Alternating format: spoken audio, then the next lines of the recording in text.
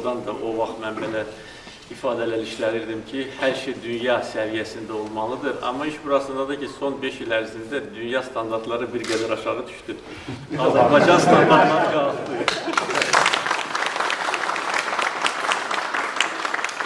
Soruşdum mən icra başçısından sonra deputatlarından əlavə nə etməliyik? Onlar bu kənd yolu layihəsini verdilər, onu da eləyirik. İndi sizdən soruşmaq istəyirəm ki, əlavə biz nə etməliyik ki, burada işlər daha da yaxşı getsin.